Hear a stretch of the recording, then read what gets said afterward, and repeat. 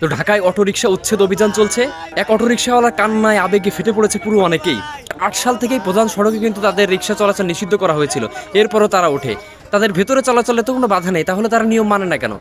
এই যে একটা ভিডিও আপনারা দেখতে পাচ্ছেন, এই ভিডিওর মধ্যে এরকম হাজার হাজার ভিডিও পাবেন। অটোরিকশার কারণে সারা দেশে কত মানুষ যে আহত নিহত হয়েছে তা হিসাব কি আপনারা রাখেন? কেউ কি জানেন? কত মানুষ যে ক্ষতিগ্রস্ত হয়েছে সেটা কি জানেন? এদের না আছে চালানোর কোনো জ্ঞান, না আছে দক্ষতা। এরকম অটোরিকশাকে শুধু ঢাকায় না, সারা দেশেই পিষে ফেলা দরকার। যারা সমবেদনা দেখাচ্ছেন, পারবেন তাদের জন্য নিহত আর আহত হওয়া ব্যক্তিদের ক্ষতিপূরণ দিতে? পারবেন নিয়ম না মেনে রাস্তায় চালানো বন্ধ করতে? পারবেন ক্ষতিগ্রস্ত হওয়া লাখ লাখ টাকার গাড়িগুলোর ক্ষতিপূরণ দিতে?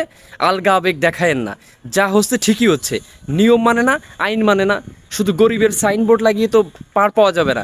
একজন হত্যা করলো, কাউকে খুন করলো, কিন্তু সে গরিব, এজন্য কি তার জন্য আইন শিথিল হয়ে যাবে? না, আইন সবার জন্য সমান।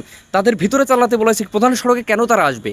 তাদের কারণে যে কত রকমের অ্যাক্সিডেন্ট হচ্ছে আপনারা নিজেরাই দেখতে পাচ্ছেন। সারা দিন দেখতে পারেন শত শত অ্যাক্সিডেন্ট, লক্ষ লক্ষ মানুষ মারা গেছে, লক্ষ লক্ষ গাড়ি ক্ষতিগ্রস্ত হচ্ছে। সুতরাং যারা গতকালকের ওই রিক্সাওয়ালার কান্নায় আবেগে একেবারে ভেঙে পড়তেছেন, এটা ঠিক হয়নি, খুবই দুঃখ, চারজন নিয়ে কীভাবেই করবে? আসলে আবেগের জায়গা না, আইন সবার জন্য সমান, এখানে আবেগ দেখানোর কিছু নাই।